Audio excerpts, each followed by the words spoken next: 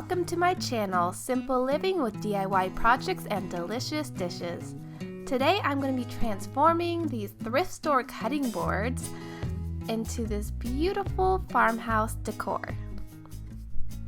I found these at the thrift store. They were actually half off, so they're only 50 cents each. These are very simple to make.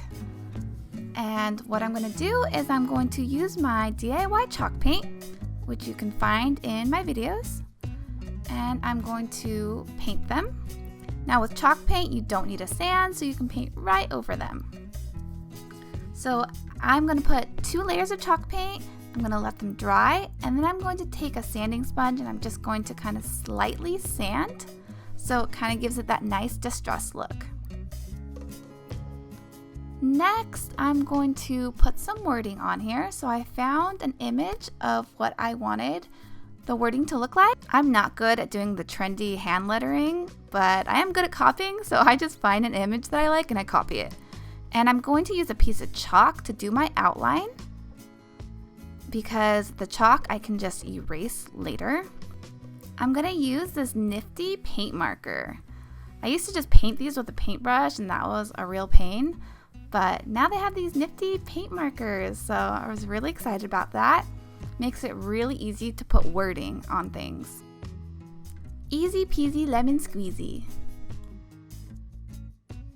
After I let that dry, I'm going to seal it with a finishing wax, the natural color finishing wax.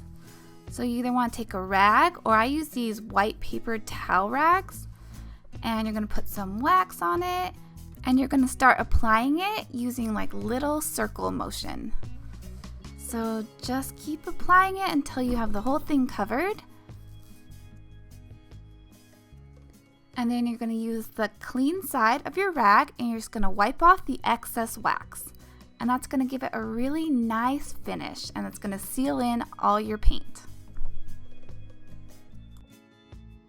Now I want to give this kind of like a cute farmhouse look, so I just took some jute cord and I'm just going to wrap it around the handle there. Just going to wrap it around a couple times, then tie 2 overhand knots and cut off the excess string. And that's going to give it a really cute farmhouse look. Alright, well I'm all finished, so you can take a look at both of my cutting boards.